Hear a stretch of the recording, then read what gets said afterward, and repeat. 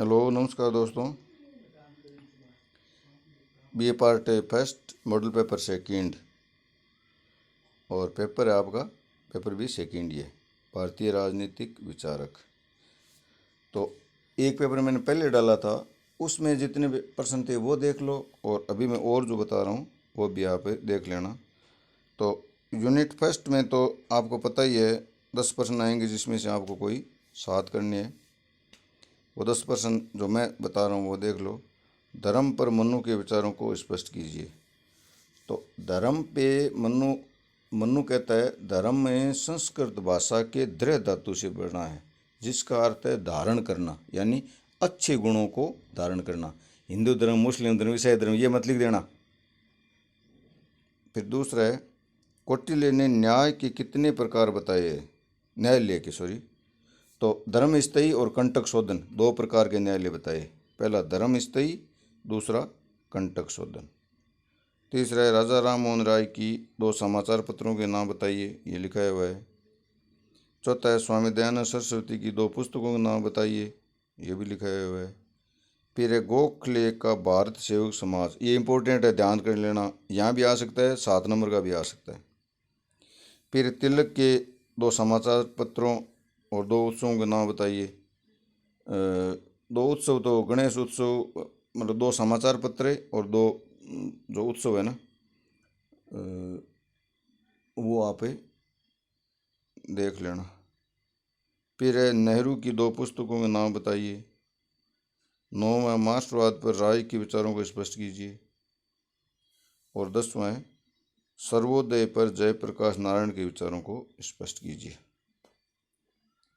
इन प्रश्नों को छोटे छोटे ही है, तो 2 लाइन के ये देख लेना।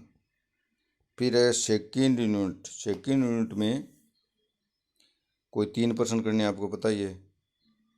मनु के राजा यानी राज्य के कार्य क्षेत्र का वर्णन कीजिए, 1.5 पेज का ही है, लिखा हुआ है। इसका अथवा प्रशासनिक व्यवस्था पर कौटिल्य के विचारों को स्पष्ट कीजिए। फिर दूसरा है, राजा राम मोहन राय के प्रमुख विचारों को स्पष्ट कीजिए। इसका अथवा है, स्वामी दयानंद सरस्वती के प्रमुख विचारों को स्पष्ट कीजिए। फिर तीसरा है, गोखले का राजनीतिक वसीयतनामा, याद कर लेना, बहुत इंपॉर्टेंट है। इसका अथवा है, तिलक के प्रमुख विचारों को स्पष्ट कीजिए। फिर है, गांधी जी का राम राज्य क्या है? इसका अथवा है, गुट निरपेक्षता पर नेहरू के विचारों को स्पष्ट कीजिए। फिर है, एम.एन. राय के प्रमुख विचारों, एम.एन. राय के एक ही 2 विचार है, एक तो मार्क्सवादी विचार और एक नव मानवतावादी। फिर है, हाँ, इसको देख लेना, जयप्रकाश की समग्र क्रांति के उदाहरणों को स्पष्ट कीजिए। नोट कर लो इसको और ठीक से याद कर लेना, ये प्रश्न 7 नंबर का मिल जाएगा आपको। फिर है, यूनिट 3, जिसमें आपको कोई एक प्रश्न करना है। मनु के प्रमुख विचारों को स्पष्ट कीजिए। मैंने कहा ना, मनु, कौटिल्य, शुक्र, इनमें से एक को आप याद कर लो, बड़ा प्रश्न 15 नंबर का हो जाएगा। फिर है, स्वामी दयानंद सरस्वती के प्रमुख विचारों को स्पष्ट कीजिए। फिर तीसरा है, गोखले के प्रमुख विचारों को स्पष्ट कीजिए। फिर है, गांधी जी के आर्थिक विचारों को स्पष्ट कीजिए। और 5वां है, लोकतंत्र में सुधार के प्रति जेपी जयप्रकाश नारायण ने कौन कौन से सुझाव दिए।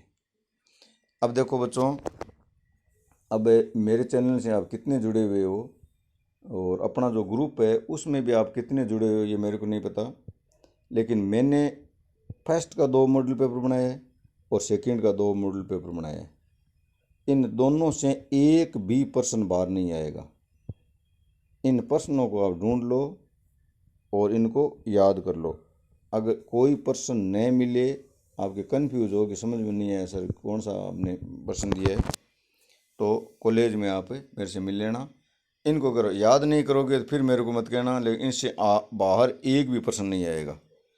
तैयारी करो, मस्त रहो, लू से बचो और पढ़ते रहो। धन्यवाद दोस्तों।